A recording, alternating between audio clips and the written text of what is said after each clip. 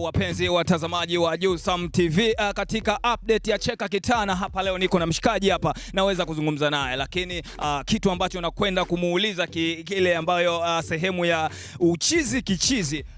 Bwana, mambo vipi jamaa? Safi, mambo vipi? Kama kawa. Kama kawa. Kwa majina unaitwa nani? Bana, kwa majina naitwa Michael James. Yes sir. Napatikana hapa Dar es Salaam Kisarawe. Haina shida baba la baba. Na kuna swali ambalo la uchizi kichizi linasema kwamba neno ya ubaya ubwela. Wewe mtu akikwambia ubaya ubwela unaelewa nini mzee? Mimi naelewa ubaya ubwela ni kwenda shambani tukalime au kwenda kupalilia. Mimi ndo naelewa maana ubaya ubwela.